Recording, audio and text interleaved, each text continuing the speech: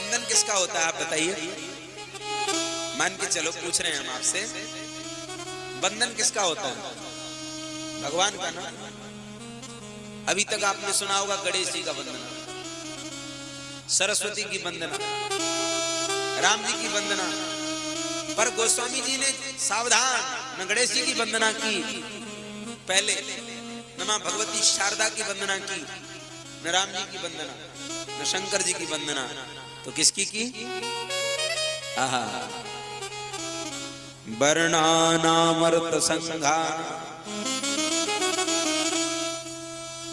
वर्णों की वंदना की है, अक्षरों की वंदना। कितनी नम्रता होगी गोस्वामी जी में कि जो अक्षरों में भी ब्रह्म का दर्शन कर रहे हैं। आहा, अकारो ब्रह्म रूपस्व, जो शब्दावली है ना, जो शब्द निकले हैं, जैसे 26 अक्षर होते हैं, ये कहां से निकले मालूम है आपको? ये जो अनार, आम, इमली, ई, कुल्लू, ये सब निकले हैं, अ आ इ उ ए आई, ये सब क ख ग घ च छ ज ज य ट ठ ड ढ न त थ द ध न प फ ब भ म य र ल व श श स ह क्षत्रज्ञ, ये कहां से निकले? कौन सी फैक्ट्री है? या किसने निकाला? किसी अंग्रेज ने, या किसी हिंदू ने, या किसी कवि ने? अगर आपने व्याकरण पढ़ा है, संस्कृत का व्याकरण, पाणिनीय व्याकरण, तो उसमें एक श्लोक है, नृत्यावसाने निनाद रक्कम। भगवान शंकर ने एक बार डमरू का निनाद किया और डमरू में से अक्षर निकले हैं। ये जो व्यंजन और स्वर निकले, ये डमरू से निकले हैं। क्यों?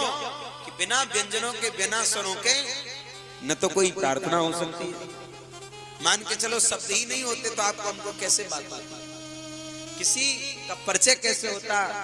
न कोई सब्जियों को जानता, न कोई मिठाइयों को जानता, न कोई फल को जानता, न किसी गांव का नाम होता, न किसी व्यक्ति का नाम होता।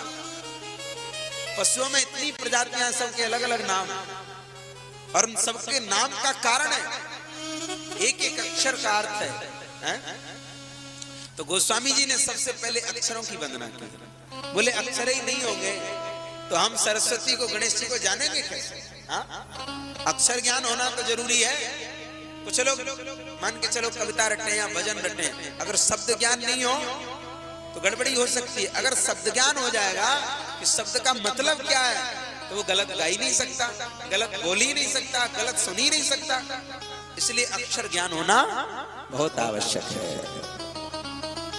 इसका मतलब गोस्वामी जी कहना चाहते हैं कि रामचरितमानस हो या जीवन हो, जब तक आपके अंदर अक्षर ज्ञान नहीं है, शब्द ज्ञान नहीं है, तब तक आप किसी को नहीं समझ सकते। चलो श्लोक रट भी लोगे, उसका अर्थ नहीं जानोगे, क्या फायदा? आपको पता ही नहीं कि हम भगवान की स्तुति कर रहे हैं, उनकी कथा गा रहे हैं, क्या कर रहे हैं? अरे भाई स्तुति करें तो पता तो होना चाहिए कि इसका मतलब क्या। बिना मतलब के कुछ भी गाते बजाते हैं, क्या मतलब है? वर्णानामर्थ संघाना, एक एक अक्षर को वंदन किया है, आज से लेकर के क्षत्राज्ञा तक।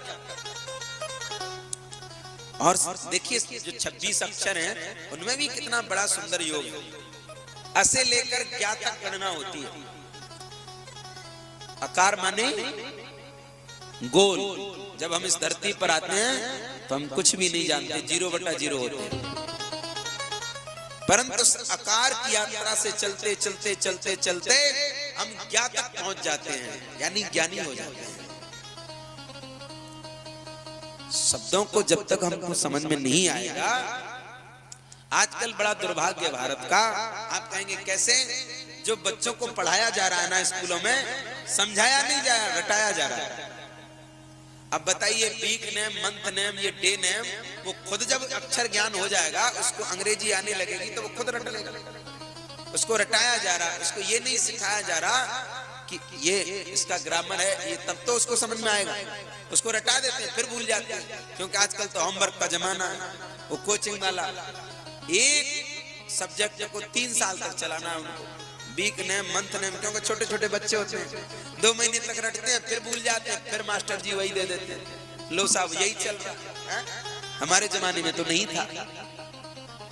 तो रटना नहीं है किसी सब्जेक्ट को, समझना। जब तक वो समझ में नहीं आएगा प्यारे, ऐसे ही कथा को भी आपको केवल रटना नहीं है।